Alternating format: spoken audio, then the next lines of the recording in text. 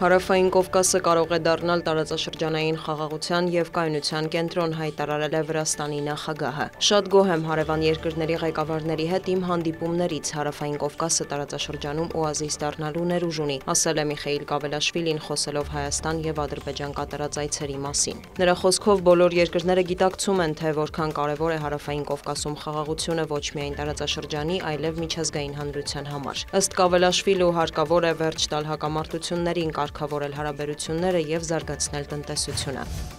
Ստամբուլում նոր ձերբակալություններ են, քաղաքապետարանի մի շարք աշխատակիցներ են բերման ենթարկվել կոռուպցիոն հանցագործություններ կատարելու մեղադրանքով։ Թուրքական ԶԼՄ-ների տվյալով ձերբակալման 47 արտոնություն է տրվել։ Կասկածյալների թվում են Ստամբուլի 3 խոշոր շրջանի, ինչպես նաև Ադանայի տեղական իշխանությունների ներկայացուցիչներ։ Ավելի վաղ կալանավորվել էր Ստամբուլի քաղաքապետ Էքրեմ Իմամօղլուն, ինչից հետո Թուրքիայում հակակառավարական ակցիաներ էին սկսվել։ Նա ևս մեղադրվում է կոռուպցիայի, փողերի լվացման և ահաբեկչության հետ կապ ունենալու համար։ Ընդդիմության համոզմամբ Էքրեմ Իմամօղլուի դեմ հարուցված գործը քաղաքական դրդապատճառներ ունի, քանի որ նա համարվում է առաջիկա ընտրություններում Ռաջեփ Էրդողանի հիմնական մրցակիցը։ Միջազգային հանրությունը դատապարտել է Իմամօղլուի կալանավորումը, այն անվանելով հակաժողովրդավարական քայլ։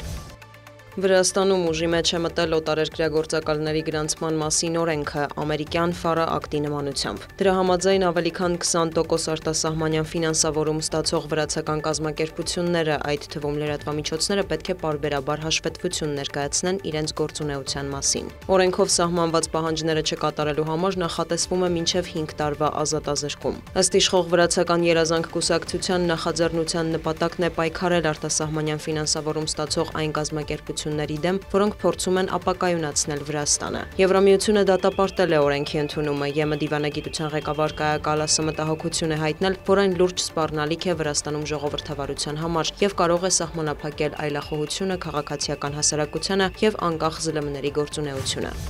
Ռուսական զորքերը 107 հանոթաչու թռչող սարք են արձակել Ուկրաինայի ուղղությամբ։ Զապորոժիեի շրջանում 9-ամյա աղջիկ է զոհվել, կան վիրավորներ։ Սումիի մարզում պարտադիր տարհանում է հայտարարվել։ Որոշումն ընդունվել է հաշվի առնելով սահմանային շրջաններում գնդակոծությունների հետևանքով քաղաքացիական բնակչությանը սպառնացող վտանգը, նշել է շրջանի ղեկավարը։ Օրեր առաջ Ուկրաինայի նախագահը հայտարարել էր, որ Ռուսաստանը մտադիր է նոր հարձակում նախաձեռնել Սումիի ուղղությամբ։ Զելենսկու խոսքով ռուսական ուժերը կենտրոնացել են Կուրսկի մարզում, սահմանի մոտ զորքեր են կուտակվում։ Ռուսական կողմն էլ մեղադրել է Ուկրաինային Կուրսկի մարզին ԱԹՍ-ներով հարվածելու համար։ Հաղորդվում է, որ բնակելի տներ են վնասվել, կան տուժածներ, այդ թվում երեխաներ։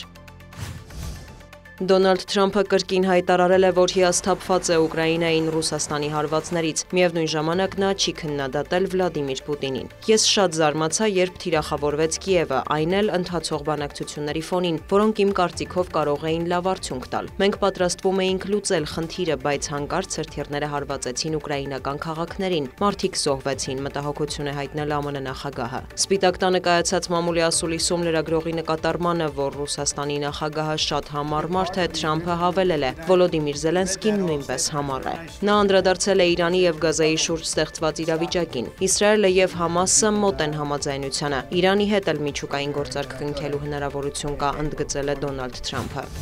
Ստամբուլում ռուս-ուկրաինական բանակցությունների հնարավոր երկրորդ փուլին ընդառաջ հեռախոսազրույց են ունեցել Թուրքիայի և Ուկրաինայի նախագահները։ Վոլոդիմիր Զելենսկու խոսքով զրույցը բովանդակալից է եղել։ Շնորհակալություն հայտնեցի Անկարային Ուկրաինայի տարածքային ամբողջականությանը և ինքնիշխանությանն աջակցելու համար, հայտնել է Զելենսկին։ Նա տեղեկացրել է, որ Ռաջեփ Էրդողանի հետ քննարկել է Ստամբուլում Կիևի և Մոսկվայի թիմերի մայիսի 16-ի հանդիպումը, գերիների փոխանակման հարցը, հրադադարի հասնելու կարևորությունը, ինչպես նաև Ուկրաինայի, Ռուսաստանի, Թուրքիայի և Միացյալ Նահանգների ղեկավարների մակարդակով քառակողմ հանդիպում կազմակերպելու հեռանկարը։ Էրդողանը ևս հայտարարել է, որ հրադադարը մեծ քայլ կլինի խաղաղության ճանապարհին։ Նրա համոզմամբ Պուտին-Զելենսկի հնարավոր հանդիպումն էլ կարող է արդյունավետ լինել։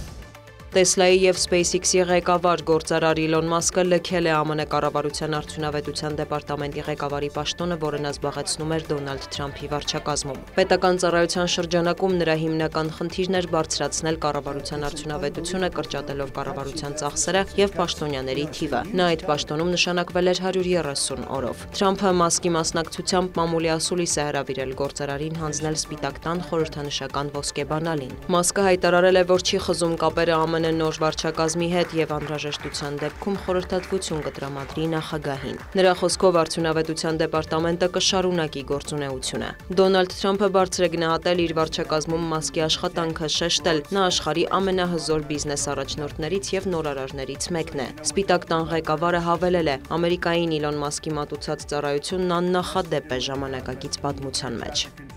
Դիանա Գասպարյան, լուրեր։